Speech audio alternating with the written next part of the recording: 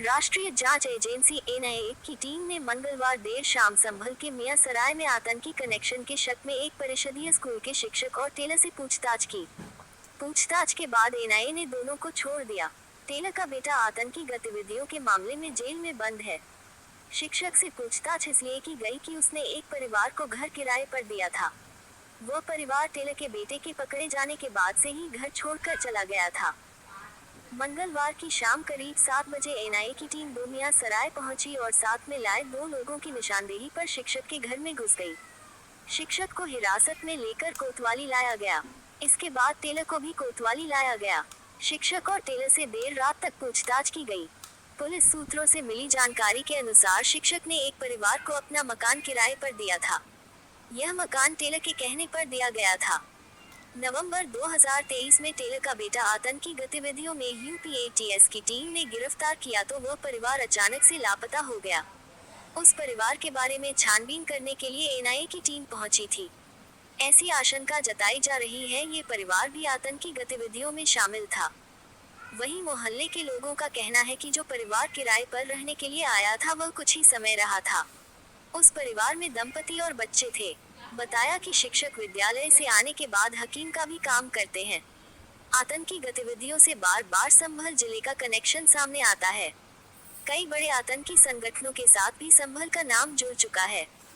वर्ष 1998 के बाद से संभल के लोगों का नाम आतंकी गतिविधियों में सामने आता रहा है। नवंबर 2023 में आईएसआईएस से कनेक्शन में संभल के 2 युवा गिरफ्तार किए गए थे।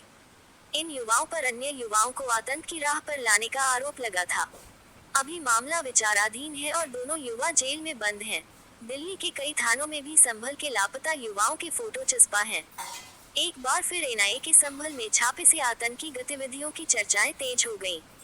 1998 में कई युवा अचानक संभल से लापता हो गए थे। उनकी कोई गुमशुदगी भी दर्ज नहीं हुई। कुछ समय बाद खुफिया एजेंसियों ने संभल पहुंचकर छानबीन की तो मालूम हुआ कि जो युवक लापता हुए थे उनमें से कई ने आतंकवाद की राह चुन ली है और वह पाकिस्तान में हैं। दीपा सराय निवासी मौलाना आसिम उमर उर्फ शन्नू अलकायदा का दक्षिण एशिया प्रमुख था, जो 1998 में लापता हुआ था और वर्ष 2016 में अमेरिका की ओर से विश्व के आतंकियों की सूची जारी होने पर उसका नाम प्रकाश में आया था। मौलाना आसिम उमर उर्फ शन्नू को वर्ष 2019 में अमेरिका और अफगानिस्तान की सेना के संयुक्त ऑपरेशन में मार दिया गया था। संभल के दीपा सराय निवासी मोहम्मद आसिफ और जफर मसूद आतंकी गतिविधियों में शामिल होने को लेकर 7 साल की सजा काट चुके हैं। ये दोनों अलकायदा की सहायक शाखा al Qaeda in Indian subcontinent AQIS के लिए काम करते थे। साजिश रचने के साथ ही आतंकी बनाने के लिए युवाओं को भर्ती करने का काम था। दिल्ली की पटियाला हाउस कोर्ट ने 14 फरवरी 2023 को 7 वर्ष से ज्यादा की सजा सुनाई थी। वर्ष 2015 से जेल में बंद थे तो सजा सुनाए जाने के कुछ समय बाद जेल से रिहा हो गए थे। शहर के शर्जील और सईद अख्तर भी 1998 में ही लापता हुए थे। इसमें सईद अख्तर आतंकी गतिविधियों में शामिल हो गया। इसकी जानकारी वर्ष 2005 में उस समय सामने आई जब दिल्ली से खुफिया एजेंसी की टीम छानबीन करने के लिए संभल पहुंची। इसी तरह शर्जील की भी तलाश की गई।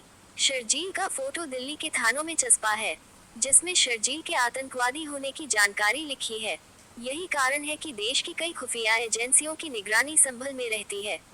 संभल के लापता युवाओं की खोजबीन भी यह एजेंसियां करती रहती हैं।